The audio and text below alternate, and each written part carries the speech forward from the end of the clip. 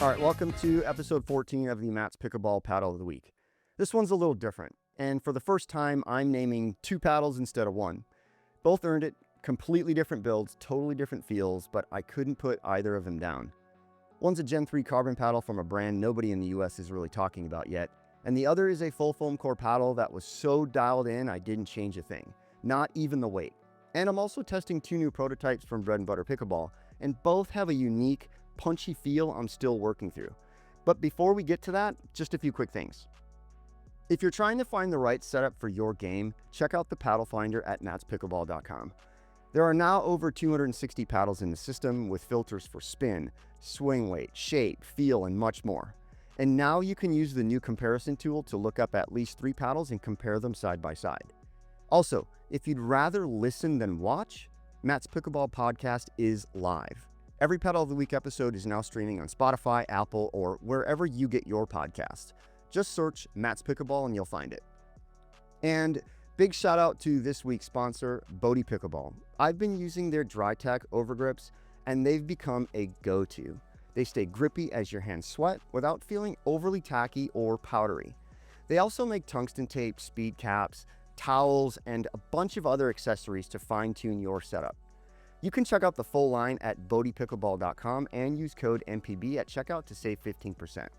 So now let's rewind a little bit, because before any of these paddles made the list, I was down in Vero Beach, Florida for something completely different and very special. The 2025 Nerdy Tourney at Bread Butter headquarters. It wasn't a press event or a product launch, just a creator tournament packed with smart players, good people, and some of the most fun I've had around this game in a very long time. So now let's get into it.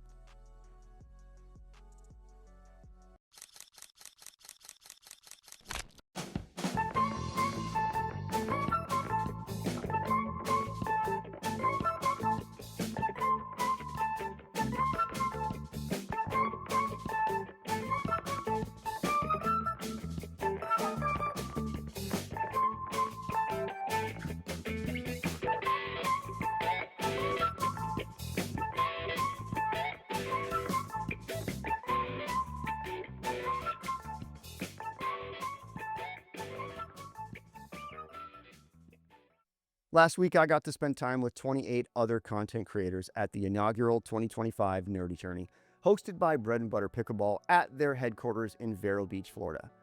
A year ago, if you'd told me this was in the cards, I would have laughed it off.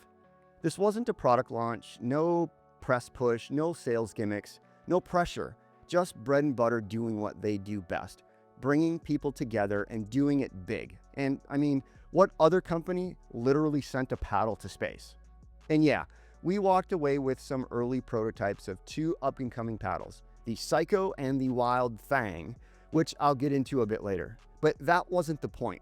This weekend was a thank you, a chance for creators, reviewers, and community builders to connect, compete, and just enjoy the game. And honestly, it turned into something special.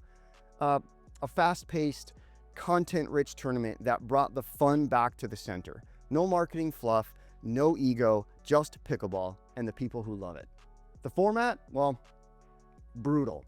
28 players, randomly paired teams and draws, 1 game to 15, win by 2, win your first match, move on, lose, and you're straight to the toilet bowl round. No pool play, no second chances, you either show up or you're done. I got paired with Braden from Pickleball Effect, and he's the real deal. Great instincts, great court movement, and just easy to play with, which helped because I was tight. For me, high-level rec games are a blast, but slap the word tournament on it and the nerves show up fast. I didn't want to let Braden down, and I definitely overthought the first game.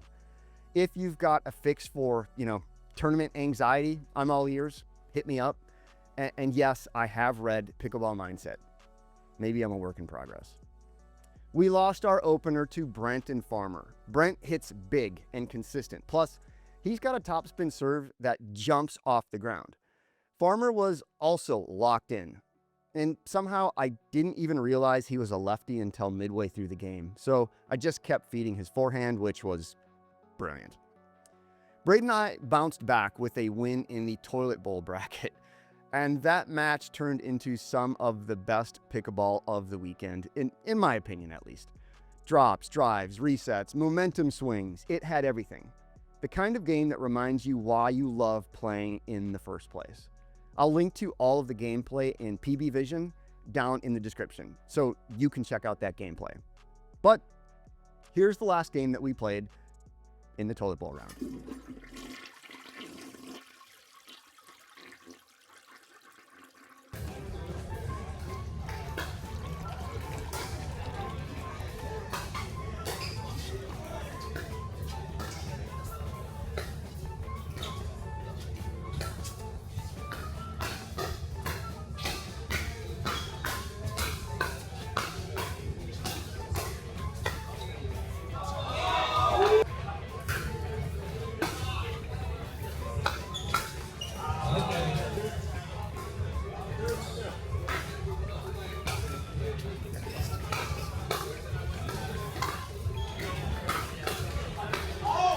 Boy, very high.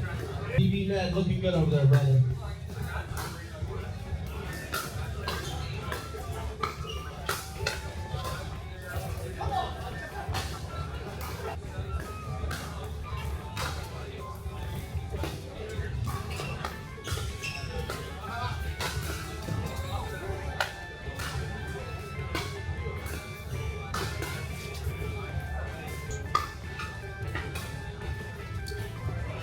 Rated. I know, we're gonna bust out your paint measure, prize out a little bit. It's quirky.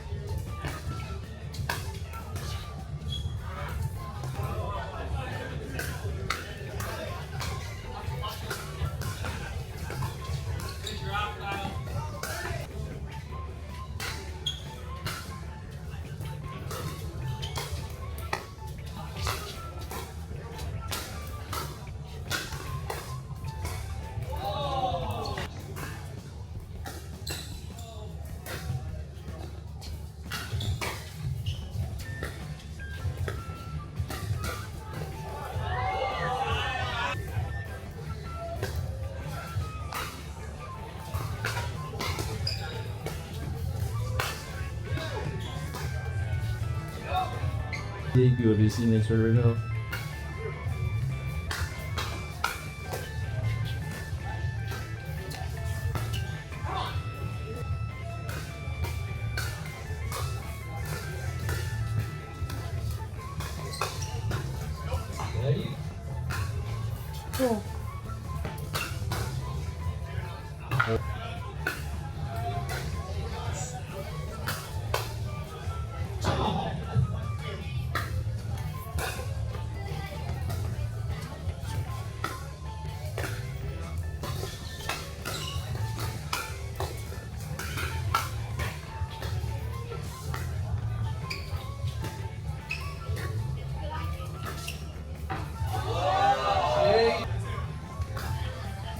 Oh no.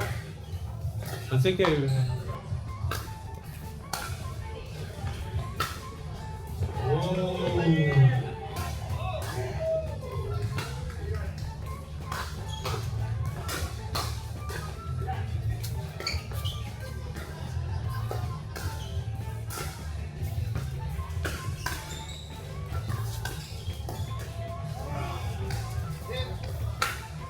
Oh.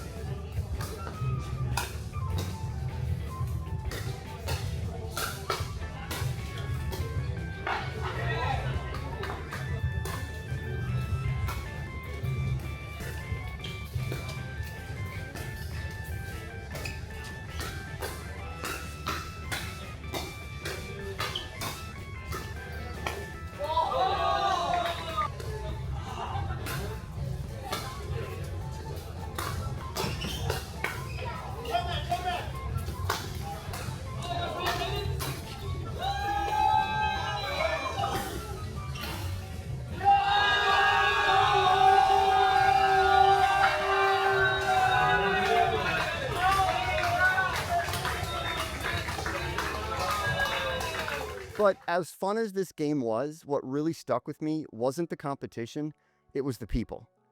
I've followed almost everyone at this event for over a year, and walking into the venue felt like stepping into a resort full of familiar faces. These are the folks in my YouTube feed, my testing references, my Discord threads, and suddenly they're just there, talking, laughing, stretching, and eating tacos. It felt like celebrity status, minus the ego. Everyone was exactly who they are on screen. kind, sharp, grounded, and just fun to be around. I haven't laughed that hard in a long time, and honestly, it was therapeutic. Doug and Aurora from Bread Butter and their entire team absolutely crushed it. This is a family-run business, and even though family isn't in their branding, it's how they made all of us feel, included, welcomed, appreciated. No overproduced energy, just genuine hospitality from start to finish. And now for the finals. Justin from Pickleball Etc. and Right Side Will went up against Steven Mihango, I'm probably butchering your last name, Steven, sorry, aka Mango from Pickleheads, and Lewis from Pickleball Pursuit. Justin and Will came out firing. Will drove nearly everything, still in full Wednesday Addams attire, by the way, and that guy just hits hard. Justin backed it up with clean, steady play. They built a solid lead, but Steven and Lewis stormed back with a 5-0 run that nearly flipped the match. High-level points, smart play. Both teams pushed each other, but in the end, Justin and Will's aggressive style held. Target, drive, crash, it worked. They closed it out, I think, 15-11, and walked away with the first ever Nerdy Tourney championship belt. We actually got early prototypes of the Psycho and Wild Thang in our goodie bags. No big reveal, just quietly placed in everyone's hands and left to speak for themselves. Oh, and Pickleball Will is starting something new called My City Pickleball, and he gave me his Gen 3 paddle that will feature cityscapes of various cities. Will is genuinely trying to spread the word of pickleball, and I think it's safe to say he's one of the sport's top evangelists. I haven't played this paddle yet, but it's in my future queue. Let's talk about the Psycho Bread Butter's upcoming 14mm fat boy shaped paddle. I haven't run swing weight, twist weight, or full specs yet. Those are coming soon. But I've been playing with this enough to get a clear feel, and it's one of the most balanced and punchy all-court builds I've tested from Bread Butter so far. The Psycho uses a 10mm cell black polypropylene core, which is a little denser and more elastic than standard white poly cores. What that gives you is just a touch of spring, not poppy, not bouncy, but enough elasticity to keep the ball moving without extra effort. You still feel connected through contact, and there's little vibration or weird flex, just clean, fast, and firm. It's paired with their CFC layup, so the surface of the paddle has 3 layers. One layer of carbon fiber, another layer of fiberglass, and another layer of carbon fiber, which plays fast but not harsh. It doesn't have the stiffness or the extra pop you get from something like the Flare Prime X, which plays sharper and edgier. This is more dialed down. The ball comes off quick, but the response is a little more controlled, and it's very stable. That's probably the biggest surprise for me, is how grounded this feels even under pressure. The sweet spot is generous. Off-center hits stay in play, and I haven't had to wrestle with it during resets or hand battles. After adding about 8 grams of tungsten up the neck, 4 on each side, the paddle came alive for me. It gave me just enough extra swing weight to lean into drives, but it didn't slow down in transition. It still moves well, still resets clean, still feels fast through the air. To a newer player, here's how I would describe it. The Psycho plays fast, feels stable, and gives you consistent feedback without being too harsh. You don't have to overswing to get results, but it also doesn't cover up your mistakes or absorb pace like a control-oriented paddle. It's responsive, not overly forgiving, but not punishing either. Clean, not stiff. You feel the ball, but it doesn't jar you. It's offensive ready without being unpredictable. It's not control focused, but it gives you a consistent feedback and a quick, confident response. And it just feels good in your hands. Although, I do wish the handle was a little bit longer. Think of the Psycho as a fat boy who hit the gym. Same shape, but more muscle. It's strong, balanced, and way more athletic than it looks. I'll share full performance data soon, but my early take is this paddle feels complete. If you're looking for a solid 14mm all-court option that holds up on drives, resets, and everything in between with a fun design, the Psycho should be on your list. And just to reiterate, Justin used this paddle to win the Nerdy Tourney, and I think that says a lot. Now let's talk about the Wild Thang. Bread and Butter's upcoming 16mm elongated, built off the same platform as the Shogun, but with a very different feel and purpose. This one took some work to figure out. I'll start testing paddles in stock form, and I'll be honest, I struggled to calibrate here. I tried to get comfortable with it straight out of the wrapper, but I just couldn't find the rhythm. Timing felt off, touch was inconsistent, and I didn't truly feel connected to this paddle. Part of that might have been the context. I was subbing in a league that uses Franklin X40s, and the pairing felt like oil and vinegar. The paddle played sharp, the ball felt slick, and nothing wanted to sink. But that also told me something. The Wild Thing in stock form is not plug and play, at least to me. This is a raw, stiff, aggressive build that needs to be shaped to your game. Under the hood, you're looking at a black polypropylene core with a 10mm cell structure, paired with a new 3K carbon and fiberglass layup that has excellent grit. But there are some smooth spots over the text on the paddle surface here. This is the Wild Thing. However, spin generation seems good. Very good, actually. The fiberglass layer was added specifically to give this paddle more pop and offensive pressure than the Shogun, which leans much more control focused and plush compared to the Wild Thing. What that gives you is a crisp, fast face that delivers power when you activate it. But that same stiffness means miss the sweet spot and you'll feel it.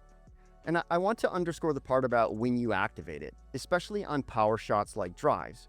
Punches are a bit more tame. There's some vibration, it's not plush, it's not forgiving. If you can't place a drive, this will be a harder paddle to control. That said, if you're using harder, faster balls like the Vulcan or Selkirk or Lifetime balls, the Wild Thing plays much better straight out of the gate. The extra speed and density of the ball helps unlock the face without demanding as much force or weighting. It just pairs better. But for me, the magic started when I added weight. I've got about 10 grams of tungsten up the neck right now, and that's when this paddle started to bloom. The added weight gave me more depth on drives, helped reshape the sweet spot, and took the edge off that initial harshness. Once tuned, it felt more stable, more usable, and a lot more dangerous in fast exchanges. To be clear, this is not a Shogun with more pop. It's an MMA Shogun that hit the weight room, picked a fight, and might punch you in the face. Same shape, similar core, but the Wild Thing is firmer, hotter off the face, and way less forgiving. And it's a fun name to say. It's not Wild Thing, it's Wild Thang. For newer players, if you're expecting a soft side, this probably isn't it. But if you love the Shogun shape and want something that adds firepower, and you're willing to experiment with weight, this paddle has a lot to offer. It doesn't hold your hand, but it can absolutely pressure your opponent. I haven't run swing weight, twist weight, or static weight yet, but I'll post those on mattspickleball.com once testing is done. For now, the early takeaway is this. The Wild Thing is stiff, fast, and plays big once you figure out how to build it. This one is growing on me in a big way, and next, I certainly might experiment with more weight just to see how far I can push this paddle. Let's talk briefly about the J2NF from Honolulu Pickleball. Now, I've already recorded a full review of this paddle and it's in editing, so I'm not going to break down every detail here. That's coming soon. But I do want to touch on a few highlights because this is one of the most complete foam core paddles I've tested. And I'll go a step further and say it's probably my favorite USAP approved full foam core paddle. The face is firm and also sort of plush, while also being punchy. The J2NF uses a solid EVA foam core, no honeycomb, no chambering, just a block of engineered foam with a notched perimeter system that interlocks with the core like a Lego frame. It's designed to resist flex, hold shape, and eliminate the long break-in period we've seen with other foam builds. It also uses a CFC layup face, carbon, fiberglass, and carbon, and that plays out on the court.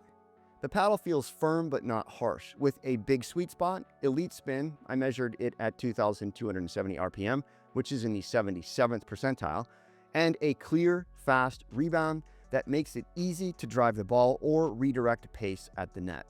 There's also good dwell here, and the paddle sounds awesome. I've logged over 15 hours with mine, and what stands out is how stable and playable it feels straight out of the box. My unit came in at 8.03 ounces static with a swing weight of 111.25 and a twist weight of 6.9. That's quick enough for fast exchanges, but still has enough mass to drive the ball without modification. And for once, I didn't feel like I needed to add tungsten to gain anything here, yet there's room to do it if you want to.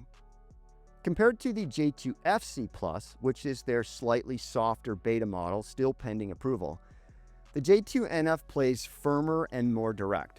Same power profile, but a completely different feel on drops and resets and touch shots. If you like the hybrid shape and want something that's more responsive and tournament legal, this is the move. Price is set at $195, which is competitive for a fully foam core paddle with this level of construction. And if you want to bring that down just a bit further, you can use code MPB at checkout. I'll cover everything in more depth in the full review, but my early take, the J2NF is structured, stable, and spin capable without needing to be tweaked, weighted, or explained. It just works right out of the wrapper. And will I experiment with weight? Of course. And I'll let you know how that goes. The full review is coming soon, but let me know if you have any questions.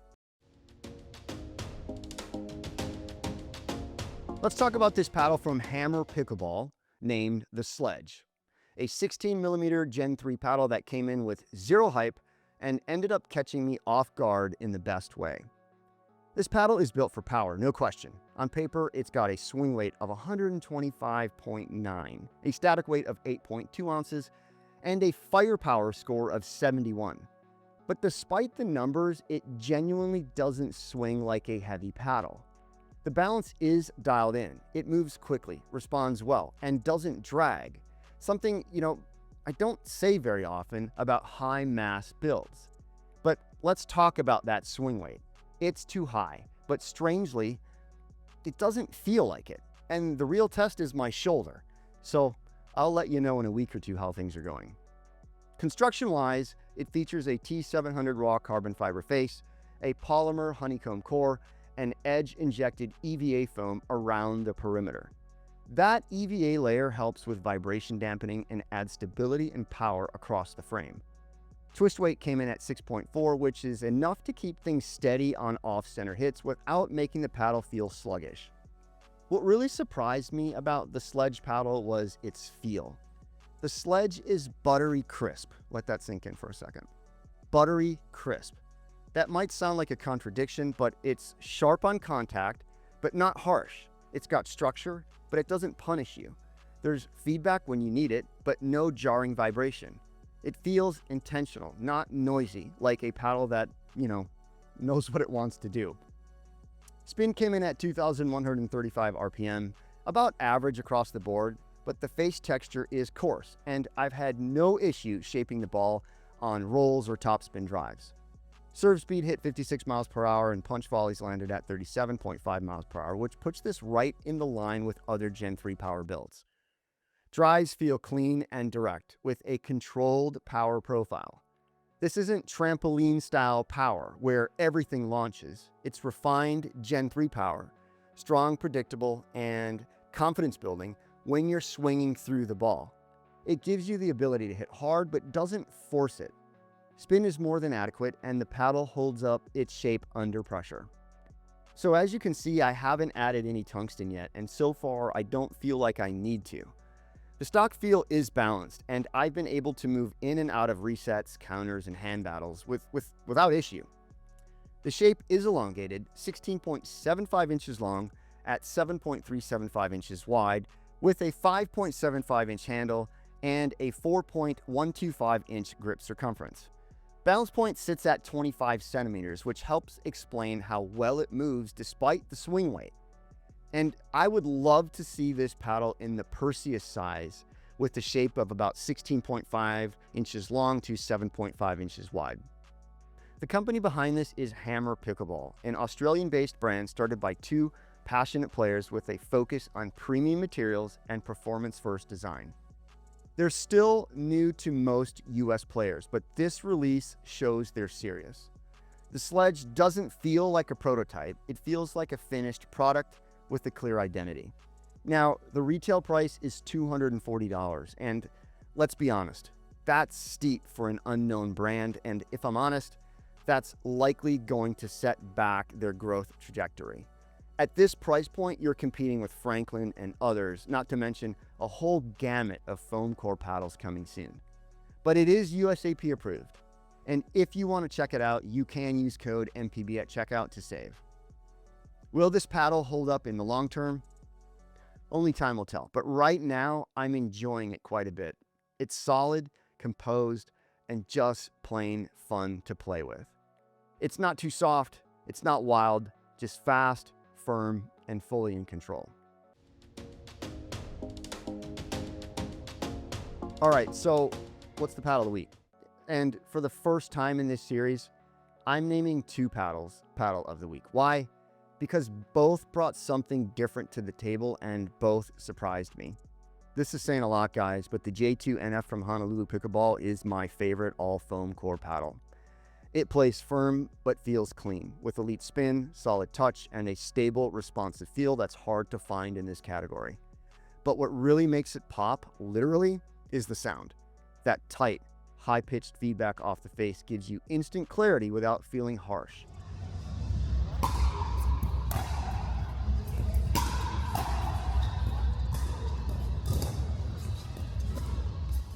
A lot of foam core builds struggle to feel alive.